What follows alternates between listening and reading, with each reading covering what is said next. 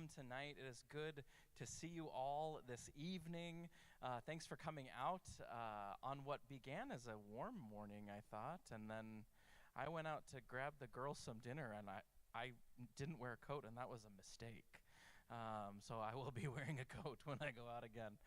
We're really glad that you're here this week. I know the past 2 weeks we've had Pastor Peter joining us and teaching about Islam as we learn about our neighbor's faith. I know there are a few of you who will be going to the Holy Land in a couple weeks. If you want to let me know who you are. Awesome. Oh, quite a few of you in this room. Awesome. Great. And you are not shunned if you're not joining this trip with Pastor Peter. You are welcome to be here. We're really glad. And so just a brief update for those of you who are joining us online. We will be joined by the senior cantor at Temple Israel, Cantor Inbal Sharett-Singer, who is the brand new cantor there just through the last year. But she is on her way here right now. We'll be here in about 10 minutes. So you're stuck with me for about 10 minutes. I'm going to do a song and dance routine. It's been well rehearsed. We're ready to roll. No, I'm just kidding. So I actually thought that I would begin just by sharing a little bit of my connection to Temple Israel. Some of you may know this, some of you may not, but I have been singing at Temple Israel for more than 10 years now, which makes me feel incredibly old. I started singing at Temple Israel shortly after I moved to the Twin Cities, and it has been a really meaningful experience for me. As you know, I did this starting before I went to seminary, when I was just kind of a gigging musician in the Twin Cities looking for work, and there was an opening at Temple Israel. But it's become a really meaningful practice every year, and I keep coming back. It was an honor to get to know Cantor Inbal Sharett-Singer when she started this fall at Temple Israel. But I sing there twice a year, usually in the fall, for the two high holidays of the Jewish calendar, which is Rosh Hashanah, New Year, and Yom Kippur, the Day of Atonement. So they hire a choir, a quartet of musicians from around town to help kind of give some more formality. You know, sometimes around Easter and Christmas, we'll hire some additional musicians to kind of bolster the singing of the congregation, and that's what Temple Israel does. So it's been a real honor to be part of that over the past several years, and I think it's really meaningful for me to have clergy colleagues who are not Christian clergy colleagues. That's been a really meaningful friendship to start to build slowly with Inbal, and I'm really glad that we can host her here tonight. But as we get going, I just wonder what questions you might have, and we can kind of open up the room a little bit while we wait for Inbal to join us, and I'll try to kind of squeeze those questions into our conversation. There might be time as well to open it up to the room, but if you want to start kind of percolating some of those questions you'd love for me to ask our cantor guest, I would love to have those as we get ready. If you're joining us online, you can text me those questions here on my phone, and I can see them on the phone number that Jack puts on your screen right now. So I will keep a look at those. What questions do you want me to ask? What curiosities? Yeah, Bob.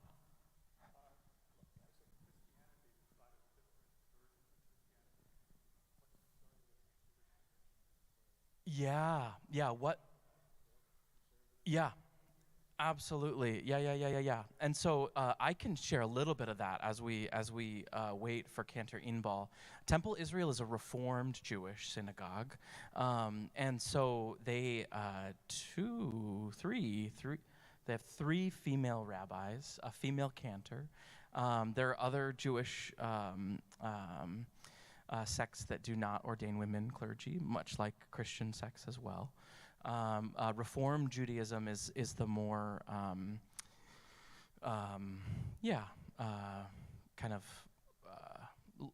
liberal, for lack of a better word, side of Jewish practice, yeah. But yeah, we can ask her that question too. That'd be a great question. Yeah, Paul. The Torah does not have revelation, but there is the book of Daniel. So we could certainly ask about the book of Daniel, which is the apocalyptic literature in the writings, actually, not in the Torah, but in the writings. So yeah, good question, Paul. Good question. And I'm answering all these questions now. So what are we going to wait for our Cantor guest? Yeah, what other questions might you have? Yeah.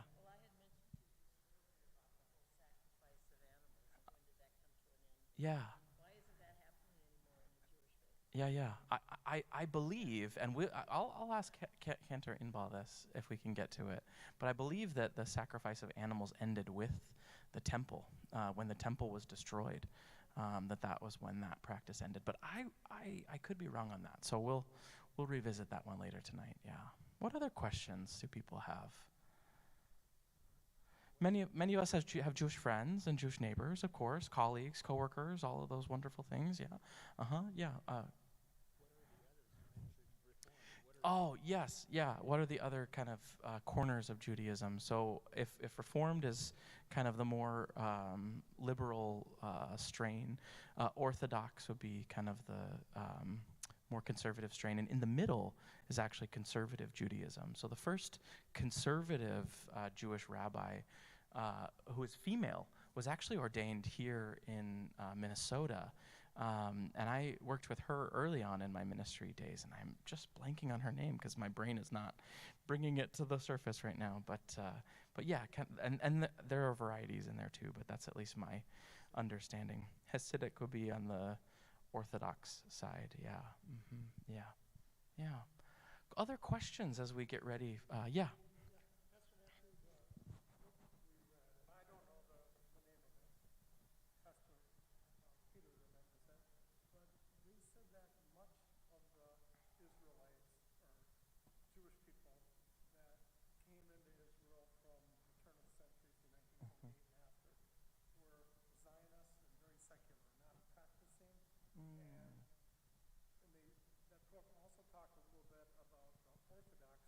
Mm-hmm. Yeah.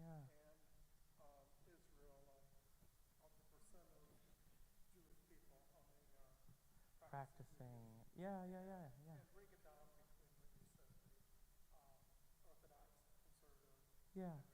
Yeah. Great. Yeah, that's a great question. I like that a lot. I will pitch that to Cantor Inbal.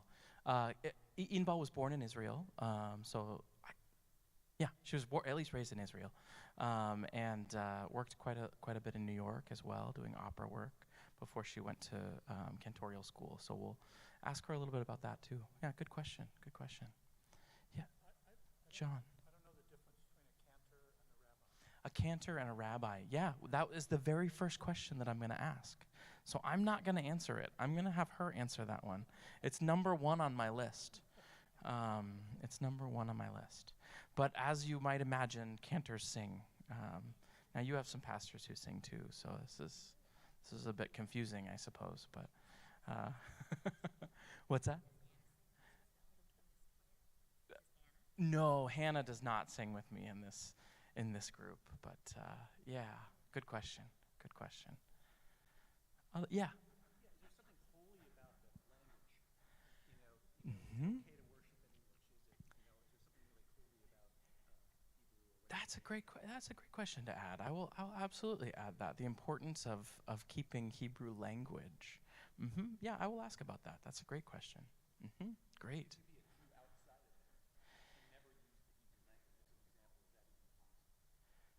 Yeah, that's a really good question. That's a really good question. I know so much of the schooling for children is learning Hebrew, is so much of the schooling. So I know that's a core part of the religious practice. When I'm leading the singing in the congregation, some of the singing is in English, but most of it is in Hebrew. So there's definitely a combination in the practice at Temple Israel. But I know every time they read, it's in Hebrew in the original language. So, yeah, yeah.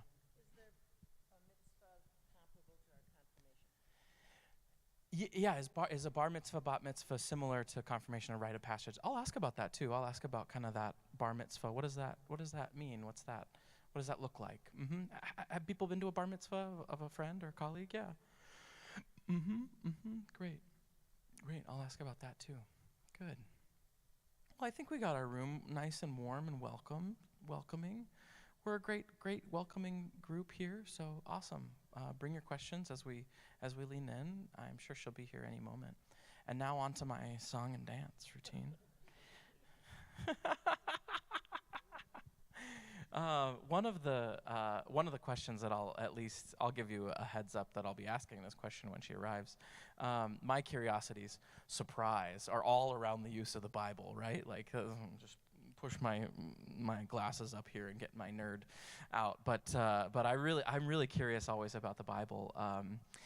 We'll be studying the book of Jonah as a congregation throughout Lent, and the book of Jonah is read in its entirety, which is not all that long, as you'll soon find out.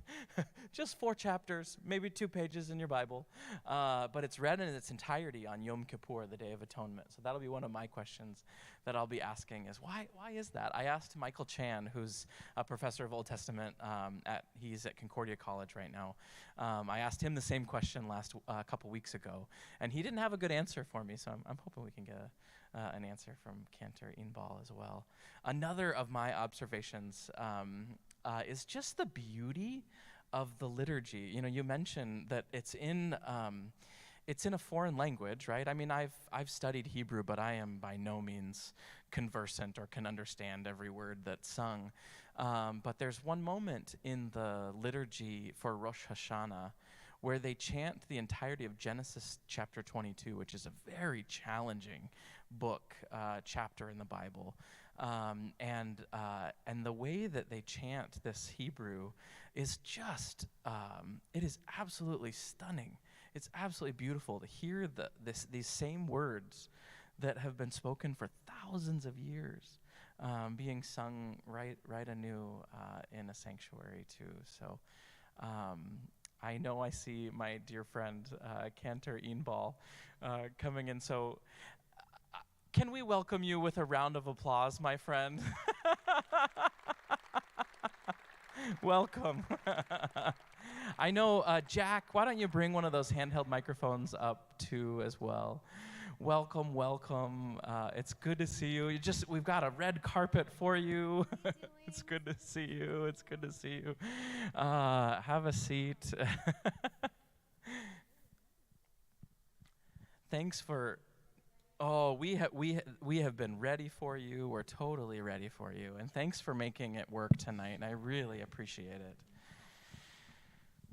So here, if you're okay holding that microphone, we can sit if you'd like or stand, whatever you prefer. So I shared a little bit just about how I was mentioning to you that I've been singing at Temple Israel for over 10 years now. Wow. Which is wild. It is. And it was so great to get to know you as you're new to the community and new to Temple as well. And you're amazing and absolutely my right hand in this whole thing because it's not easy to start over after a Cantor retires after 37 years. It's definitely not easy, so you really helped me. Thank you. Well, you're a rock star, so it's been fun to work with you. It's been fun to work with you. Same here. Yeah. Mm-hmm. But I would love for you to just introduce yourself to folks who are here, and I've shared a few comments as you were arriving, but not many, so feel free to introduce yourself. Okay, so my name is Inbal Sharett-Singer. In my synagogue, they call me Cantor Sharett-Singer, or just Cantor, because my last name is really long. And I am born and raised in Israel. I left Israel when I was about 24 to New York City, where I've been for 17 years. I was, a free spirit in the city for a few years, and then I went to Cantorial School, which is a 5-year program. It's called the Hebrew Union College, 1 year in Israel and 4 years in New York. And I served for 10 years, starting when I was in seminary, and then they opened a position for me at Riverdale Temple, which is a beautiful synagogue in the Bronx. And that was a nice, lovely, kind of very Hamish community of 150 families. And then after 10 years, I just started this new position here in Minneapolis, where I'm the senior cantor at Temple Israel, about 2,000 families. And, a very different kind of experience, a huge staff, like over 100 people, and, just big like this beautiful church. And it's been a wonderful blessing to do this move, not without challenge. It's very scary to just get up and leave, right? But the people of the city have been just amazing and wonderful, and my colleagues and my friends have made everything so much better. It's been a blessing to be here. I have 3 children and a wonderful husband, and here we are. So that's just in short about who I am. So, Awesome. Yeah. Well, we're so glad to have you here, and thanks for taking the time out of your evening to be here with us. Right. One of my questions is if you could introduce, and this was one of the questions that came up as we were gathering, is if you could share a little bit of the role of the cantor in the Jewish community and in your synagogue here at Temple Israel, or more broadly. Share a little bit more about that role. Absolutely. It's a very interesting evolution, my job, because as you know, in the church, the cantor is more a music director, not so much as a pastoral clergy person, per se. So there are different sectors of Judaism, right? I am a Reform Jew, so I am in a Reform synagogue that belongs to the Reform movement. There is a conservative synagogue. There is a Reconstructionist synagogue, Orthodox synagogue, ultra-Orthodox synagogue, modern Orthodox synagogue. So it's really all the colors of the rainbow. And of course, there are many people who are non-affiliated, secular Jews who love tradition, though, which is how I was raised, right? I was raised without necessarily worship, but a huge tradition and love of Judaism and the culture. So for my family, I'm kind of like the odd one that, went to the right side. But next to other Jews, I'm completely strange because I am a woman and I sing. So in a conservative synagogue and a Reconstructionist synagogue, it's okay for a cantor to be a woman and to sing, and for men and women to sit together.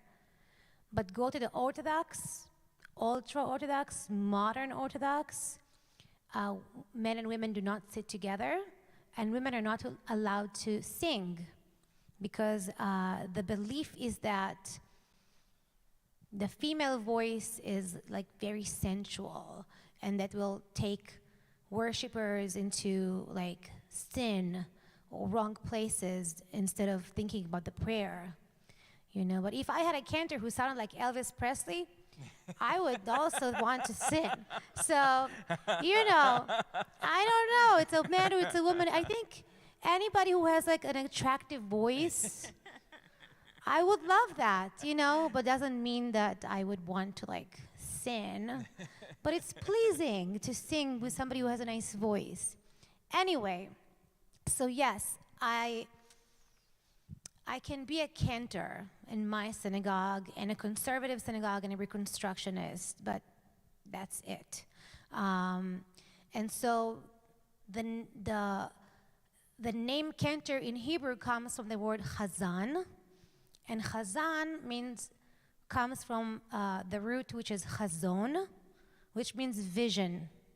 So chazan means a visionary. Rabbi means teacher. Chazan means visionary. So, it's basically, as a cantor, what I do, first of all, I'm ordained, so I can officiate, and I do officiate any life cycle event, weddings, funerals, and any, life cycle event I am a part of. I'm a part of the clergy team. I have 4 rabbis and me, and so we have all of our meetings together, executive meetings, worship meetings, weekly meetings, and we just, brainstorm and connect and talk about worship. I am also in charge of all of our B'nai Mitzvah program. Have you ever heard about a bar mitzvah? Mm-hmm. Have you ever been to a bar mitzvah? Bat mitzvah? Your friends, of your children, maybe? Yeah, so this is a great life cycle event when a boy or a girl, children become 13, and they have this rite of passage where they have to read from a scroll, and it's really, really hard, and they study for it, I think, from kindergarten. And my job is to oversee the the B'nai Mitzvah program. So we have about 40, 50 learners a year who will go on a service where they lead all the prayers and chant from the Torah and also chant from the prophets. And there is a different kind of trope, which are like different ways of chanting from the Torah that is like a musical way. So there's a different kind of setting for each text, is that right? Almost for each text. There is wow. And when the high holidays, when you were there with me, there is also a different setup for just the high holiday. We have different modes of music, and they kind of symbolize the season and the year. So, because we are a Reformed synagogue and we kind of have a mashup of pop music. I saw the other.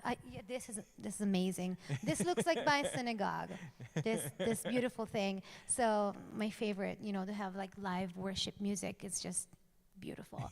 So so you have like a fusion of traditional sounds with more popular tunes, with old tunes that we call from Sinai tunes.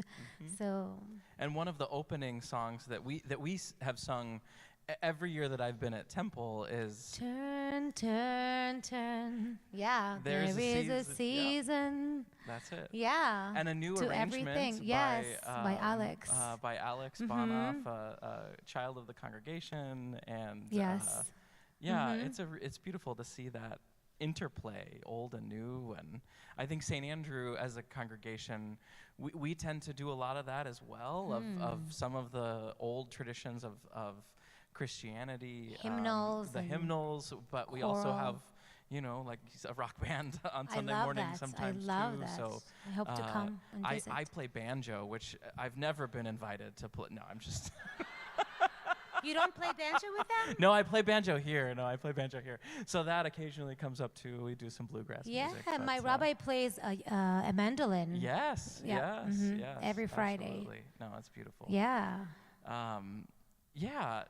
That is really great. So I'm curious, kind of on a personal level, you mentioned you grew up in Israel and then moved to New York. I know did some musical stuff in New York as well.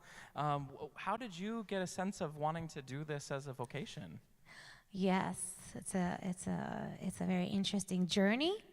I moved to New York to study opera, and I did accomplish that, and I got my bachelor in opera performance from Brooklyn College, which is a great school, was a great faculty.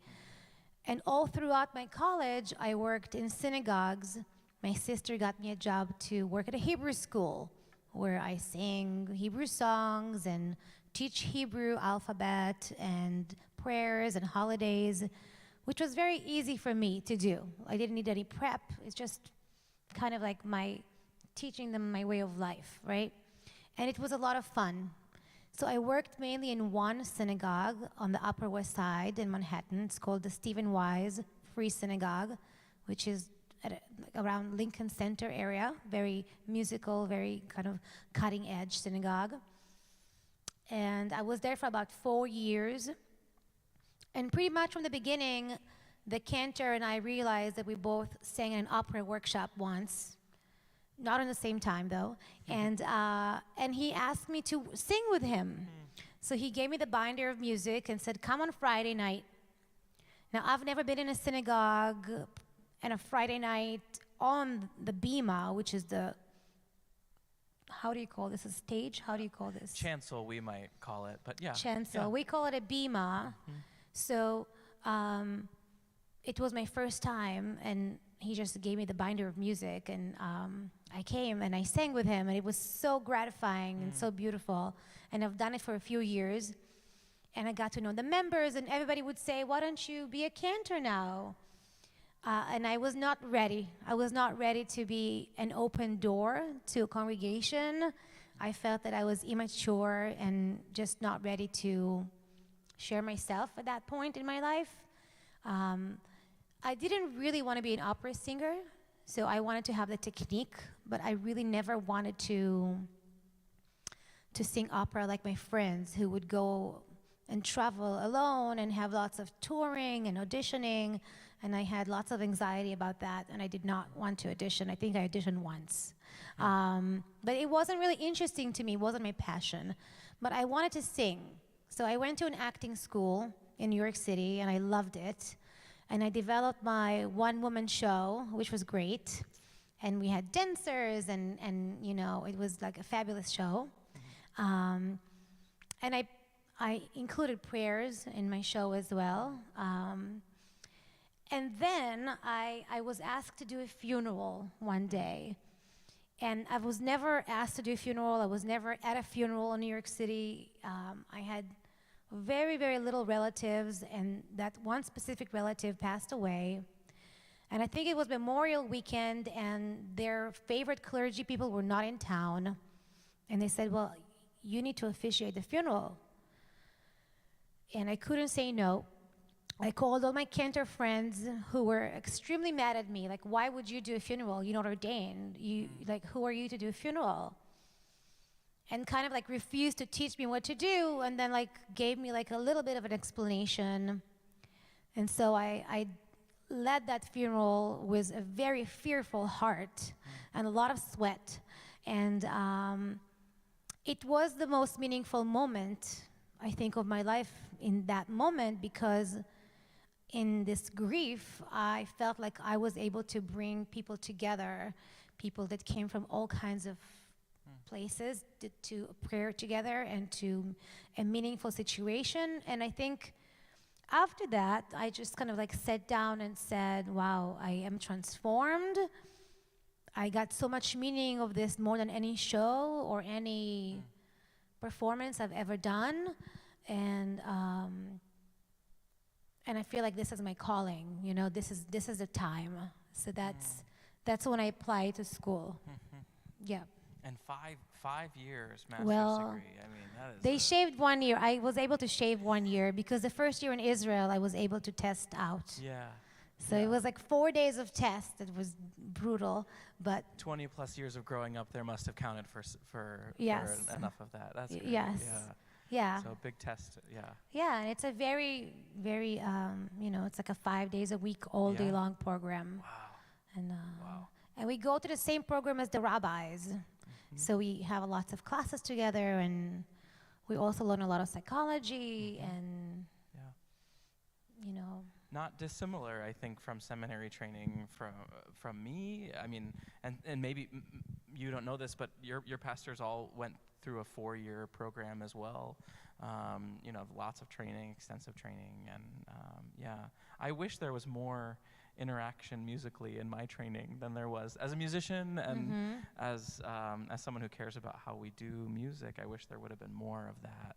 So there is no cantorial like aspect to your seminary? No, it's very heady. It's very brainy. There's very little. I don't know, Peter. You're here. I felt like there was. I think I had one course on church music, but it was like the hardest course, and it was all history of music, and there was very little feeling from it. So I really.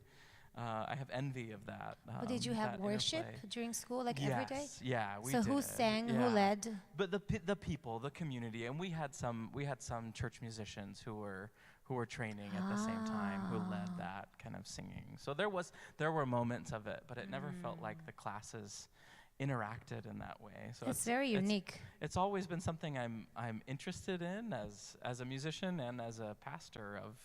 It seems like you have this interplay of both of those things in your role, and I think it's beautiful. So anyway, It was really, really special, and there were only 7 in my class for all these years, so it was very intense. Yeah.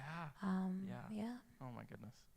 So I wonder if we can shift gears a little bit to kind of more Jewish practice more generally. I know there's lots of curiosity from folks who have sent some of their questions into my phone, so I will be looking at my phone at some point. Nice. Because we've got some people joining us online as well, so Wow. we're grateful for all of you. But one of my favorite traditions that I've just witnessed, and just so you know, where we for the very first time, Cantor Inbal invited all of the choir onto the bima.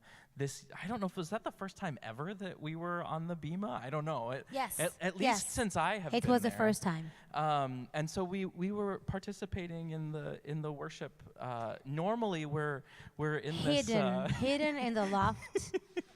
Just the angel singing from the wall. Yeah, I mean, if you imagine behind the cross, basically. With the organ. The organ's back there, and like up where you can see that light peeking over. There we are, kind of hidden behind this little wall. But I still get to listen, I mean, I still get to hear everything. And one of my favorite moments in the Rosh Hashanah service is the chanting of Genesis 22. Oh, yes. And it's this text that has always haunted me. I have read this The text Akedah. again and again, the Akedah, exactly. It's haunted me again and again and again. I studied it, I've read about it. The binding of Isaac. Yes. If you know this story, it's beautiful. God comes to Abraham and says, you have to sacrifice your son, right? Take your son, your only son. Your only son, yes, whom you love, and take Yes. him to the mountain of Moriah and offer him as a burnt offering. And Abraham did so. And Abraham does it. Did not question. Right. So this beautiful. So dramatic. Is very dramatic, very dramatic. In fact, this is you get me on a tangent, Cantor here, but in a previous congregation I sang Benjamin Britten has an arrangement of this story. It's actually a Christian interpretation of the story. Beautiful. But it's sung by a countertenor and a tenor. And the countertenor sings Isaac and the tenor sings Abraham, but then they sing in this dissonant harmony, and it's the voice of God throughout this story. It's stunning. Anyway, but that hearing that song chanted, hearing the shofar blowing, I mean, it's just a beautiful ritual, tradition, piece of worship to observe. So I'm just curious, what pieces of tradition are most valuable to you, and might have something that we might catch a glimpse of why this matters so much to you? Does that help? Yeah. Is that a good enough question? Yes, it's a great question, and I also just love that text. It's mesmerizing to me. I cry when I read it every time. I love it. And there is a special trope for that he didn't do, our chanter, and I'm teaching him. I'm meeting him now a lot, and I'm teaching him how to chant that special high holy trope, which will sound even more haunting. Oh my goodness! Yeah, I can't wait. Yeah, my mother has a big role in who I am, more spiritually, I would say. As a young girl, she took me to the synagogue with her and started to fast on the high holidays. So it's from the age of 12, I started fasting with my mom. And she took me to the synagogue down the street in my hometown in Israel, and it was from Jews that came from Iraq and their tradition, which is very, very different from, a classical sound that we do here. And the cantor was singing just amazing, and the whole congregation sang together in this just beautiful unison and harmonies, and that was definitely something that kind of always vibrates in my blood, and just my mother and I both, we love worship music. Any sacred music of any religion is just divine to us. And so I equally would enjoy a spiritual moment if I go to the church. And I've been, in many services at the church. I sang in churches too, biblical text. And I just love music that helps to connect and heal and celebrate and just connect to God, to a greater power. It's just something that you can't express with words sometimes. I do have my favorite melody. It's Avinu Malkeinu, the folk one. The folk one. So sure, you want to sing with me? Because you know it. I can. Ready? Okay. Avinu Malkeinu, Chaneinu Vaneinu. Avinu Malkeinu, Chaneinu Vaneinu, Ki en banu masim, Aseh imanu, Tzedakah v'chesed, Aseh imanu, Tzedakah v'chesed, ve'oshienu. Avinu Malkeinu, Chaneinu Vaneinu. Avinu Malkeinu, Chaneinu Vaneinu, Ki en banu masim. Yeah, so it basically says, yeah. It says, our Father, our King, listen to us and grant us atonement because we are not, we are blameless, or we are atoning now. So it's like a plead to God to grant us atonement. So, and everybody knows that, so everybody sings together, and it's just very powerful. Absolutely. Well, thank you so much for sharing that. It was actually one of the questions. Oh, if yeah? you would sing something, and Nice. So it happens that you led right into that. Delightful. Yeah. I've got a couple of questions, and I asked their permission to get Bible nerdy with you for a moment, because it's one of my interests. A lot of what I do in our congregation is teach Bible. It's what I do here. Nice. And so one of my questions, we're going to be studying the book of Jonah for the next several weeks in the season of Lent, which is what we practice on the way to Holy Week and Easter. I noticed for the first time, and I think you mentioned this when we were rehearsing, that your husband chanted part or all of the book of Jonah. I can't remember. We did 2 chapters. Yeah. So my question is, what's the connection with Jonah, this strange and hilarious, as I often teach it, story, and the Day of Atonement, Yom Kippur? Right, and you missed out on our family service when we acted the book of Jonah. Oh! And we have a hidden door in our sanctuary, so Jonah was thrown out from there, and we came with a big fish, and we had the whole. That's awesome. So good. It was so great. I'm gonna have to come back. I was a sailor. I didn't get a big. It's my first year, So, but next year I'll have a bigger role. I like that. Yeah. So yeah, it's a really good question. Jonah is a prophet, and we read that from the Bible, and we connect the book of Jonah with Yom Kippur, which is a day of atonement, a day when we fast for about 26 hours, no food, no drink, and we just pray, and we say, we kind of like pound our chest, and we say, we did sin. We sin to ourselves, we sin towards other people, and we sin to God, and we have an obligation to atone with other people, to go 3 times and to ask for forgiveness from the people that you hurt. And if they didn't forgive you after 3 times, you are forgiven. And to have, it's called cheshbon nefesh. So in the high holidays, it's a time that you kind of soul seek, go deep into yourself. And that is a hard time because we tend to want to run away from the really, really difficult things that we have done. And it's just natural that we're not so easily to just submit ourselves to saying how we have wronged. And the same thing is with the story of Jonah. Jonah escapes from God. He escapes from, the responsibility, from the calling. He runs away. He's not ready to deal. He's not ready to handle. He's not ready to take on the hard work. And he gets himself into all this trouble in the sea, and he gets to have, God is creating this big storm. And the sailors understand it's actually because of Jonah. And they throw Jonah out of the water, and the whale takes him, and,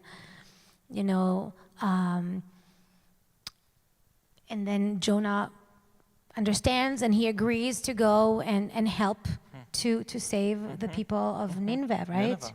Yep. And then he has this whole negotiation with God.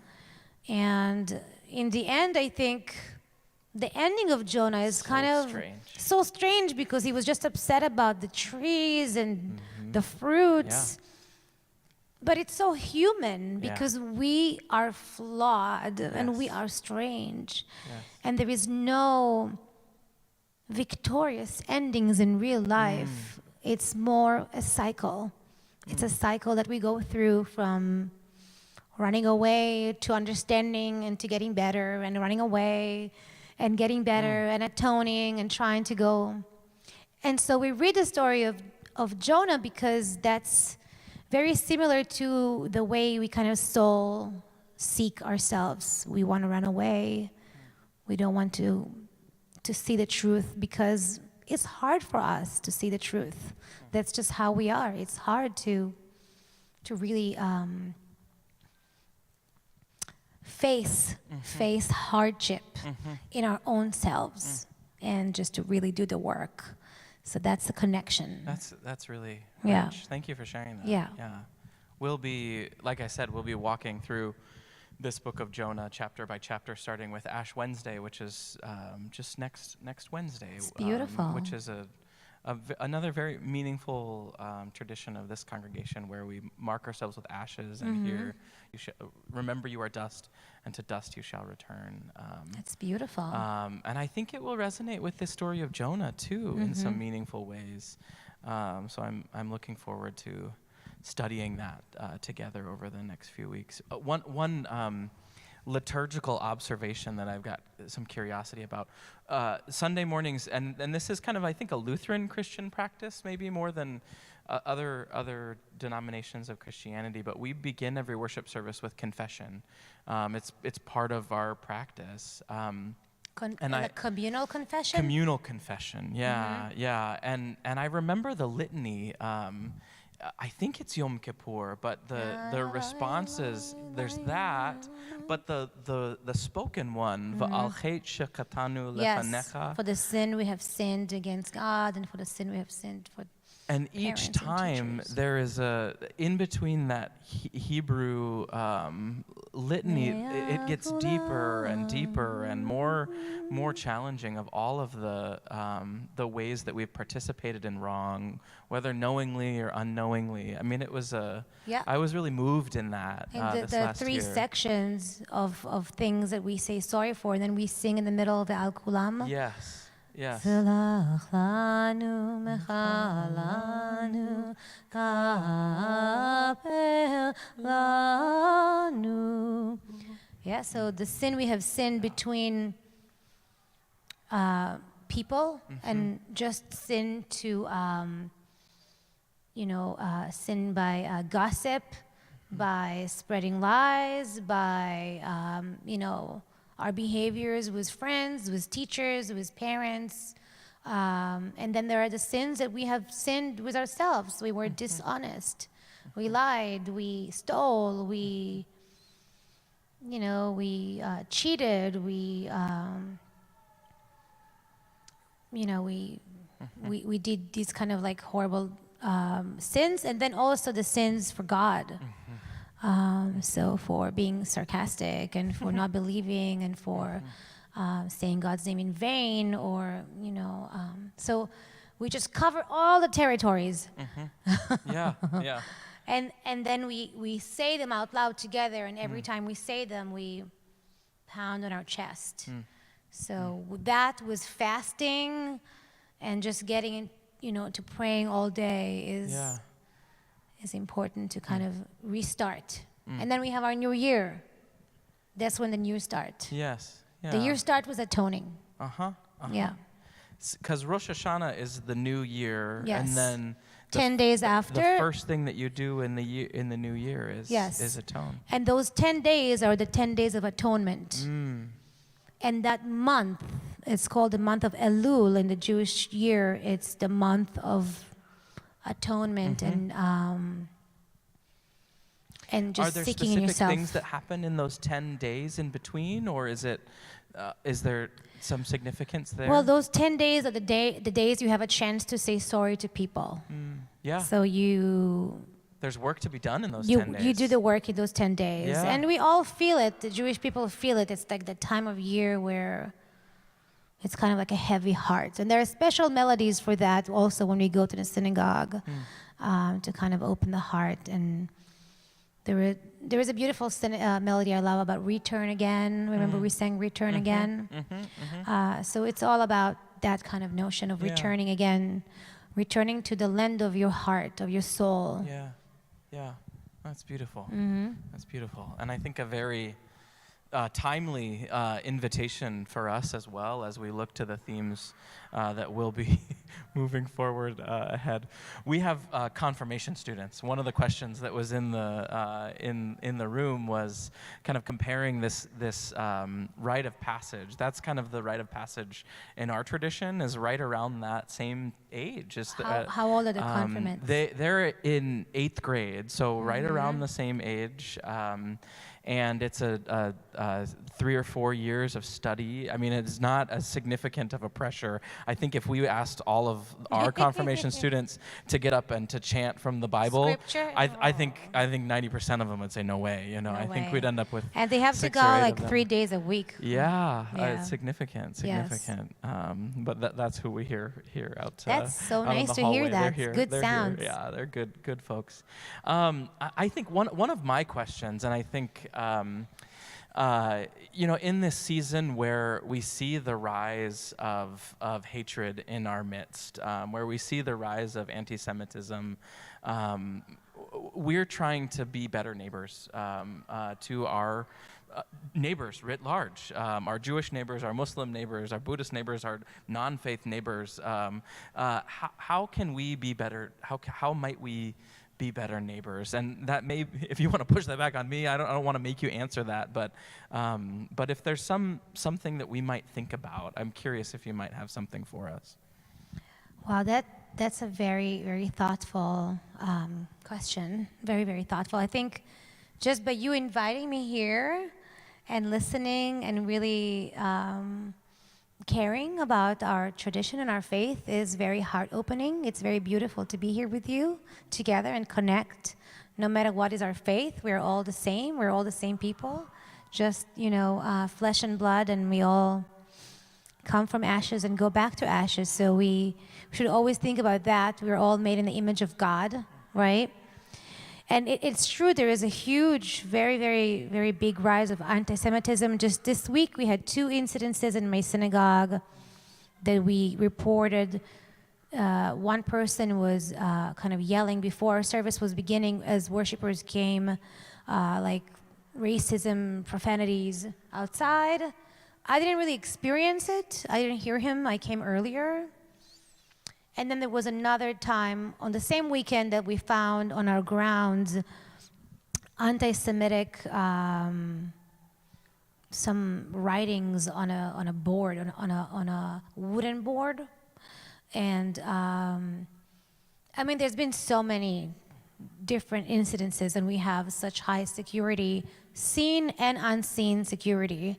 And that's just the reality we have to live in. So I think when you see your fellow Jew, and just to kind of like, I think it's about feeling that we're all in this world together, and so just to kind of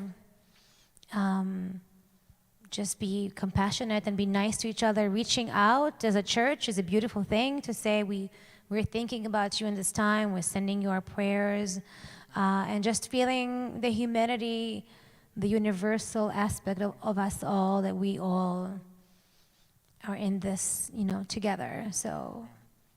And Temple Israel's been a leader in this work for a long time Yes. as well. I know Rabbi Zimmerman is a part of a group of clergy Coalition, downtown who are on a pilgrimage. Yes. That must be happening soon, Yes, I think. yes, Is that right? It already.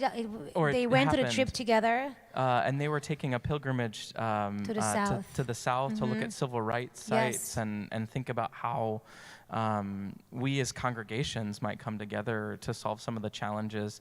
Temple Israel's also been really involved in the congregations to solve homelessness in downtown as well. Yes. I mean, huge leaders in this work within Minneapolis and more broadly. So we're so grateful for your leadership, and may we be inspired by it as well, I think, too. So Rabbi Zimmerman, who is the leading in the Interfaith Coalition, she invited me to join her for the Interfaith Thanksgiving service at the Hennepin Methodist Church.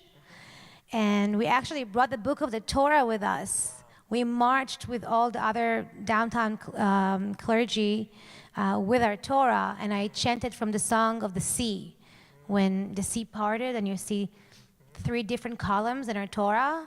So when the sea parted, and the middle column where they walked, and she raised the Torah to show to everybody. And it was a revelation. I sang from the terrace, and their cantor music leader sang from the other side. He chanted scripture, I chanted from the Torah.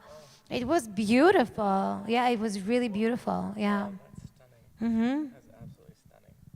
Well, we are wrapping up on time here. I have one final question, and then I know our choir is rehearsing, and if I go over time, I get in big trouble from the choir. So Okay. You'll trust me on this, that we don't want to mess around with the choir tonight. But no, we're glad you're all here. Thanks for joining us. But we have a group who will be taking a pilgrimage to the Holy Land. And when?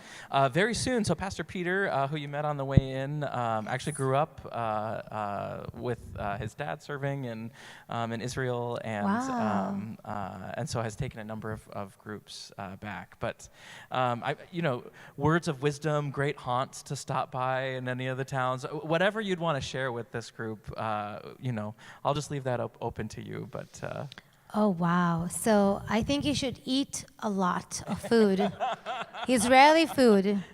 Just don't eat American food. They have pizza, and it's terrible. They have good burgers, but you can eat burgers here. But really eat the food with the flavors and the oil and the olives and the honey and the dairy, and everything is so good. The fruits and the vegetables.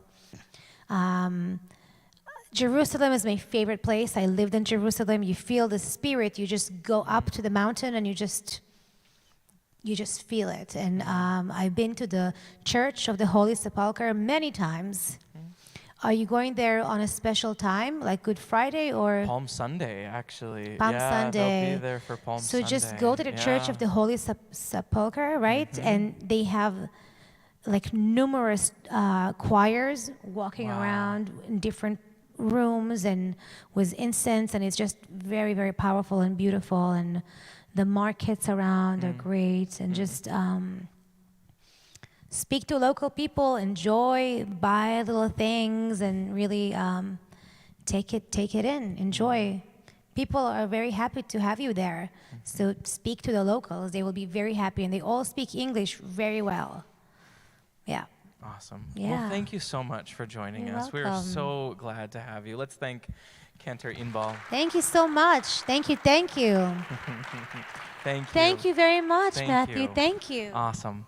Well, we'll see you next week. Ash Wednesday begins next week. For learning, Pastor Peter and I will be leading a course on slow down, learning from some of the practices of Sabbath. We'll be studying some of those as well. So join us at, what time is that, Peter?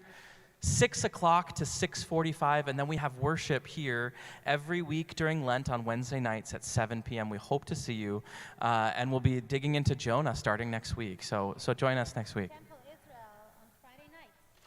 We have people that take groups in churches. Every week we have a group, and we have tours, and it's really, really beautiful. Well, I will take you up on that, and we would love to have a group. So let's be in touch, and we'd love to join sometime. Thank you very much. Let's thank one more time Cantor Sharett-Singer. I really appreciate it. Are you done? Are you done working now? For tonight.